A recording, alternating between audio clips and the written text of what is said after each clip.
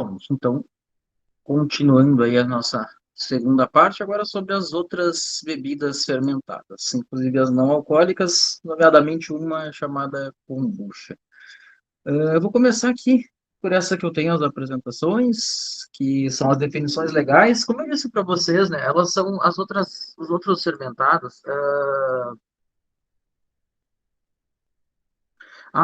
Antes que a gente conhecia aqui só, o Alexandre perguntou como fica a cerveja sem álcool. Na verdade, eu falei sobre isso na aula passada, eu acho, mas não tem problema que a gente fale agora de novo. De alguma forma, ela é ou uma cerveja normal, fraca e pouco fermentada, porque senão ela seria super doce, ou ela tem álcool retirado por congelamento ou aquecimento. Aquecimento era a forma antiga, que lembra daquela Kronenbourg, que era um horror de ruim, basicamente por isso. Liber, por exemplo, é congelamento, ou elas têm isso é bem moderno, ou elas são fermentadas por outras leveduras, que dizem que dá resultado bom, porque ela tem mais cara de fermentado, não sei se bem cara de cerveja, como a gente é acostumado, que cada levedura faz uma cerveja de um jeito diferente, mas o que que acontece? Porque elas não ficam doces, né? Diz que essa levedura acaba gerando várias outras coisas e pouquinho álcool acaba sendo sem álcool. Eu não provei, o pessoal está em estudo, se fala bastante sobre outras leveduras para produzir cerveja ou com menos álcool, que aí não é sem álcool, ou sem álcool mesmo, leveduras que não produzem muito álcool. Mas a fórmula é mais ou menos essa, né? Cerveja mais aguada, porque daí tu fica com pouco álcool, ou retirada de álcool de alguma forma ou de outra, ou fermentação incompleta ou feita com outra levedura, que não seja essas que fazem cerveja mesmo, daí converte muito álcool, muito açúcar em gás carbônico. Perdi a pergunta, só um pouquinho. Deixa eu voltar aqui na tela do. Por isso que eu detesto usar no celular, né? Mas a minha câmera funciona pelo celular. Um momentinho, deixa eu verificar aqui. De dar sabor para cervejas. O que tu quer dizer exatamente com sabor para cerveja? Tem várias possibilidades, tá? Você pode usar, por exemplo, um saborizante artificial e ela deixa de ser cerveja. E nem a lei, graças a Deus, nem a lei nova legalizou a Skol Beats como cerveja, por exemplo, né? Ela é, na verdade, uma bebida alcoólica mista, que tem aromatizantes e adição de outras bebidas, dependendo do caso. No mais, tu pode fazer cervejas autênticas, né? Cervejas com outros ingredientes, como casca de laranja, ervas, coentro, mel e por aí vai. Claro, só tem que cuidar porque, por exemplo, se tu usar um suco, tem duas possibilidades, né? Quando tu usar um suco, mel, alguma coisa assim que tem açúcar, tu pode usar ele para fermentar, não tem problema, ou tu pode usar ele só para ser um ingrediente que compõe depois. Isso aí, quais exatamente essas cervejas feitas de qualquer jeito, essas Skol Beats, isso aí põe antes de engarrafar, tá pronto, só bota um gostinho, cheirinho e tchau. E se for essas outras cervejas que tenham, depende do que tu quer. Tu pode pôr tanto na fervura, isso realmente depende muito do que cada um vai fazer. Tu pode pôr na fervura, tu poderia pôr até no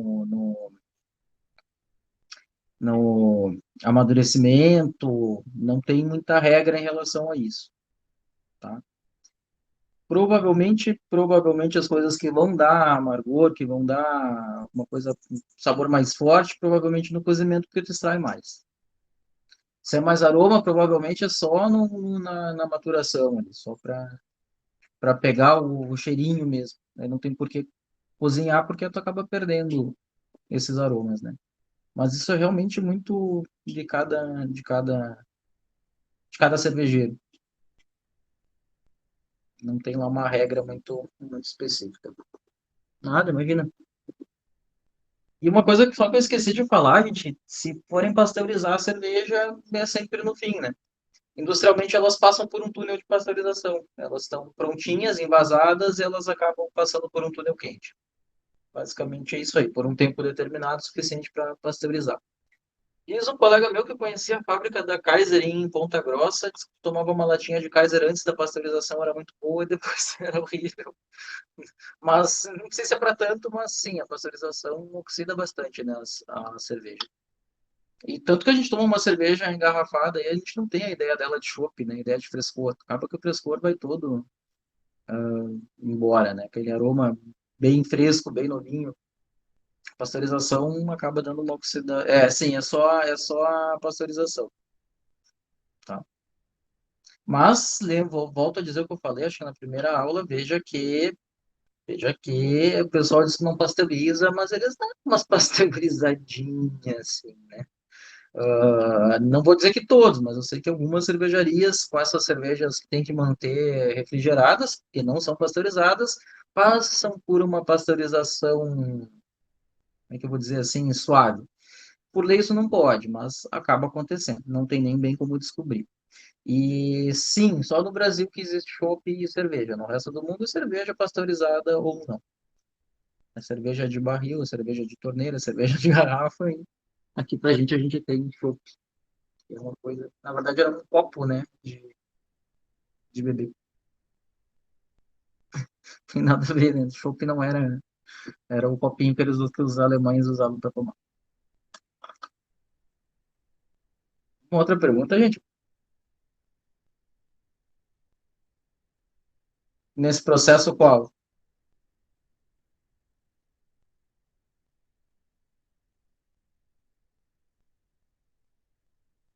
Em que processo exatamente eu não entendi? Então, professor, é relativo a todo o processo de fermentação, da como ferver ela, Não, dos nenhuma, nenhuma. Ela só não é pasteurizada. É a única diferença. só a pasteurização que muda. Assim, ó, tá aí, vamos lá. Eu não sei se a Brahma Chopp engarrafada é igual ao Chopp da Brahma, para não dizer que eu tenho certeza que não é, porque são coisas muito distintas, mas em tese, se eu pegasse o Chopp da Brahma e pasteurizasse, eu podia fazer uma cerveja, se eu pegasse a Brahma e não pasteurizasse, envasasse, podia fazer um chopp, enfim, não tem diferença de Eu elaboração. adoro o chopp da Brahma, né? Para mim é um dos E a tops. Brahma é intragável, pois é super estranho, por isso que eu particularmente não acredito que é a mesma receita. Mas não tem, mas em termos de produção, não faz diferença se tu faz chopp ou cerveja. O que diferencia se tu pasteuriza ou não. E, assim, os cervejeiros caseiros, eles têm algumas cervejas que não são pasteurizadas, quase todas que não são pasteurizadas, mas também não ficam refrigeradas. Só que são cervejas que ficaram maturando por um bom tempo e tudo mais, e acaba que não são pasteurizadas. São mais sensíveis? São. São porque tu tem ali uma carga de micro-organismo relativamente alta. Quando tu pasteuriza, algumas coisas que oxidariam, oxidam na pasteurização, e, enfim, tu perde elas, perde, mas tu perde uma vez. Diferente de eu abrir, talvez vocês possam até perceber isso. Abre uma hora dessas, não tem por que fazer isso para botar fora a cerveja, mas pega uma cerveja Brahma, que seja, que abriu hoje e esqueceu, vai lá amanhã, ela tá muito parecida. Pega uma cerveja artesanal, ela está muito diferente, porque elas têm exatamente a falta da pasteurização faz ela ser muito fresca e ela oxidar numa velocidade meio violenta, assim. As características mudam com a pasteurização, ela oxida um pouco, tá? Ela tende a ter um certo dulçor, tem alguns compostos de doçura que, vamos dizer que são ativados por calor, bem comum isso aí acontecer. Essas IPAs americanas, eu estava conversando com um amigo agora no sábado, né, sobre isso. Essas IPAs americanas que chegam para a gente engarrafada, elas são tudo pasteurizadas e, putz, elas têm uma doçura que não é tão normal nas IPAs, mas é o que acontece, tá? É o que acontece, acaba, enfim, dando reação de Maillard e tornando ela um pouco adocicada. Não é anormal. E aí, se vocês tomarem as IPAs americanas, eu nunca fui para os Estados Unidos, mas diz que se toma uma Brooklyn aqui e toma uma Brooklyn lá, num bar, são duas cervejas absolutamente distintas, porque a pasteurização, claro, tira muito as características do que é a cerveja fresca.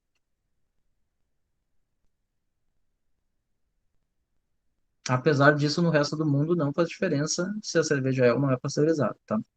Desse ponto de vista, eu não sei se o Brasil é melhor ou pior cria uma categoria para cerveja não pasteurizada. Eu até gosto. Eu só acho que o que fica confuso é que as pessoas não entendem que chopp e cerveja é a mesma coisa, né? Que tu só deixou de tratar ela de um determinado jeito. De alguma forma, como... Deixa eu tentar ver assim, o que tem de diferença aí na vida que a gente tem tratado ou não tratado. Como leite, pronto. Como leite de caixinha e leite de saquinho. Um passou por um tratamento branco, o outro por um tratamento mais... Mas é tudo leite, é tudo... Não faz tanta diferença. Preferia mil vezes que a cerveja chamasse cerveja pasteurizada ou não pasteurizada, do que, igual como é o leite, leite UHT, leite pasteurizado, do que, do que show de cerveja e chopp. Eu acho que isso traz uma certa confusão. Diga, Alexandro. Então, professor, eu particularmente, eu como tomo chopp, me faz menos mal, eu tomo mais chopp do que cerveja. Tem bastante a ver com a pasteurização e Não, pode assim, ó. Tá, eu não tô querendo regrar as coisas que tu sente, mas tem uma coisa que é verdade, a gente tem um efeito psicológico pra caramba nesse tipo de coisa. É que nem a Coca-Cola de garrafinha, né? Ela provavelmente seja melhor, provavelmente, mas eu acho que a maior parte das pessoas não percebe. Se eu servir sem saber dizer que é da garrafinha, essa é mais gostosa, tudo mais. Mas o que que acontece com a cerveja engarrafada? Ela acaba levando também alguns conservantes, né? Para poder se manter. E além da pasteurização, conservante.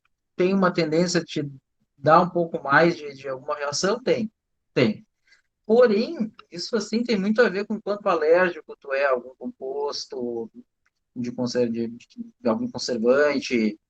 Então, por isso que eu digo que é sempre muito relativo. Em tese, sim, o chopp tem uma tendência, ser bem conservado, tem uma tendência de trazer menos reações adversas, vamos dizer assim, em tese. o Pode chopp ser isso. ele tem uma validade muito curta ou depende mesmo dos conservantes? Curta, porque tu tem que deixar ele refrigerado, né?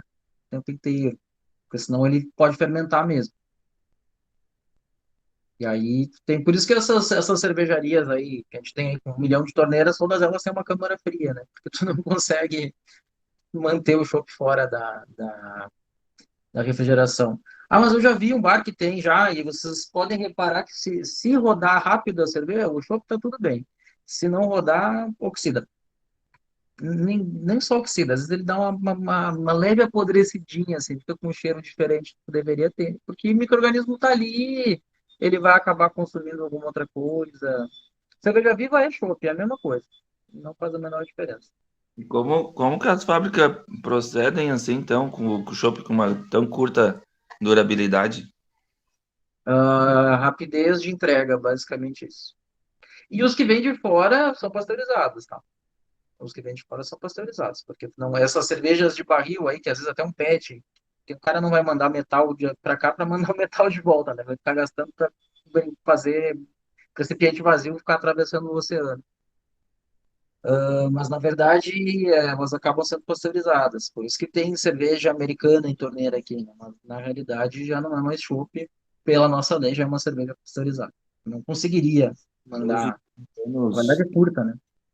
os atacados têm, né, a cerveja em litro já para vender, né? Então, essa aí quer dizer que tem bastante conservantes, então. Não, não necessariamente. Ela é só uma cerveja não pasteurizada refrigerada. E aí tu tem que deixar ela refrigerada. E coisas podem acontecer porque ela não tem, né, não tem nada que garanta a conservação. Ah, certo.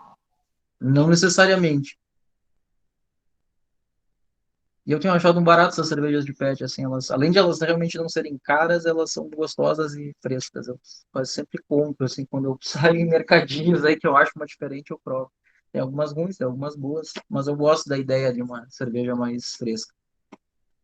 Tá um calor do caramba hoje, né? Que loucura. Sai assim do frio pro calor, daí de noite daqui a pouco tá meio frio, eu tô achando um bafinho aqui, mas enfim. Ah, alguma outra pergunta, gente? Façam suas perguntas. Sim, eu também não gosto de frio. Fique bem claro, só um estranho assim, né? Que a gente sai tão abruptamente do frio com calor, mas. E que de noite daqui a pouco tá meio friozinho, apesar que ontem tava bom, não tava muito frio, não. Mas eu acordo até com mais vontade, assim. Depois de frio é uma coisa horrorosa pra mim. Horrorosa. E eu sou do frio, nasci no frio, mas não gosto. Tem alguma outra pergunta, gente, que vocês queiram fazer?